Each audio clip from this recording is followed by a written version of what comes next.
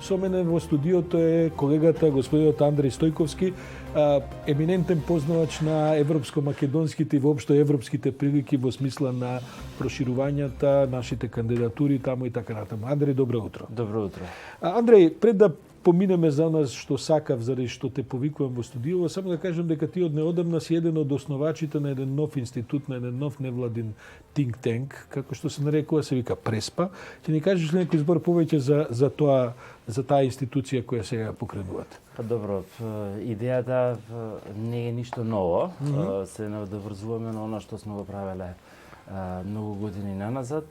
Препознавме недостаток на познавачи или на активни луѓе кои што ќе работат на процесот на ЕУ, глобализација, надворешна политика, поврзување, македонско поврзување со овие современски глобални текови и одлучивме дека е тоа потребно. Зошто се вика Преспа? Реферирате на Преспанскиот договор? Реферираме точно на Преспанскиот договор и бидејќи ова што сега го зборував се темите на кои што намераваме да работиме или сме одлучени дека ќе работиме понатаму, се тоа што Преспанскиот договор го носи за Македонија. Тоа значи дека прифаќате ризикот да си ги навлечете врз себе сите оние кои што се гласни против Преспанскиот договор. Има многумина кои што се гласни против Преспанскиот договор, меѓутоа има многумина такви кои што во еден момент ќе престанат да бидат гласни и веќе престануваат да бидат гласни. Преспанскиот договор е тука, тој ќе продолжи да биде таков, без оглед што сега зборуваат овие кои што ќе престанат да бидат гласни. И овие кои што се подготвуваат за избори, каде што тоа може да биде и една од главните точки, а потоа без разлика на резултатите, една кој ќе победи, кој ќе изгуби, ќе си продолжи веројатно како што се случи и во Преспа ќе продолжи да се имплементира како што беше и во Грција. Андреј, како ја оценуваш првата посета на новиот еврокомесар за проширување, господинот Оливер Вархеј,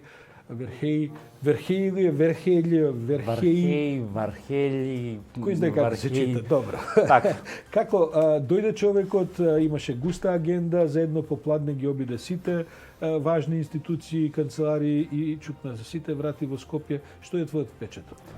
Без да го навредам неговиот претходник, комесарот Хан, мислам дека овој комесар е оној што ни требаше во октомври или во периодот од самитот во октомври па до крајот на 2019 година, односно до крајот на мандатот на претходната комисија. Ни треба вистинско политичко водство кој што ќе ја повлече работата понатаму и тој тоа го прави. Мислам дека е одличен моментот дека почнуваат да се движат работите, се покажува дека еве противењето или пак инсистирањето на Франција на реформа на процесот на пристапување на преговорите, реформа на политиката за проширување не останува неодговорена. Во овој момент ќе биде многу тешко за Франција да каже не на она што ќе се понуди. Или ќе треба да дадат суштински забелешки и да понудат некаква алтернатива во дизајнирањето на процесот. Францускиот амбасадор во Македонија буквално инсистира во последните недели, да кажам, да шири оптимизам.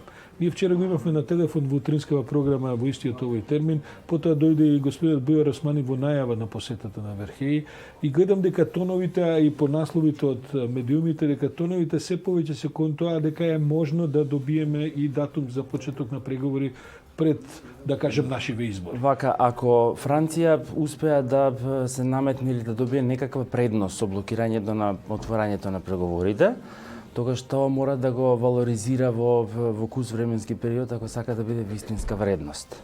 Мислам дека тој кус временски период полека изминува. Ми велат овие што подобро го познаат господинот Вархеј, кој што е политичар, но чисто бекграунд професионален е професионален дипломат. Долгогодишен и тоа е можеби разликата со претходниот еврокомесар кој беше класичен австријски политичар на една политичка сцена како и во секоја држава која што е таква како што е, нели, бурна, валкана и така натаму, дека Вархеј има друг пристап во целата градење на таа стратегија, дека тој нема ни да излезе со извештај пред април на Европската комисија за нашите и албанските аспирации, доколку тој извештај не се базира врз претходно договорена стратегија усвоена за тоа дека може да се почне со преговорите? Работите така изгледаат, иако неговата најава е дека во февруари би требало да има периодичен извештај. Не знам зошто би се нарекол периодичен, ако во април е годишниот, редовниот. Меѓутоа, еве, би требало во февруари да има, најверојатно ќе се обидат во март да го затворат целиот процес и усвојувањето на новата рамка за преговори или реформираната политика за проширување и одлуката за почеток на преговори, иако лично малку се плашам дека овој вториот дел ќе дојде точно во март. Оптимизам мора да постои, ама да, ама треба да има и реализам, освен Так. оптимизам. Последното прашање ми е врзано за тоа што ти сепак до скоро беше дел од владината екипа која што работеше на овој проблем на добивање на датум и така натаму. Спремни ли сме ние, погледнато однатре, бидејќи ти веќе не си таму, предпоставам, и со техничкава влада, како се воспостави дека завршија тој тип на советнички функции, а можда и се лажам, спремни ли сме ние да почнеме тој вид на преговори, бидејќи гледам дека сите нешто едва и чекаме да добиеме датум, но дали сме спремни кога ќе го добиеме датумот да продолжиме? Во октомври месец Македонија пред самитот ги заокружуваше сите технички подготвителни чекори за почеток на преговори. Структурата е во најдобар дел воспоставена. Дел од тие луѓе веќе беа таму. Техничкиот дел на експланатори или објаснувачки скрининг е скоро завршен. Останува уште еден ден од последното поглавје да се затвори. И со тоа веќе сме подготвени да можеме да ги понудиме нашите гап анализи и да дадеме објаснување каде Македонија се наоѓа, Северна Македонија каде се наоѓа во секој од соодветните поглавја, за да може Европската комисија да почне со изработката на извештаите и подготовката на преговарачките позиции.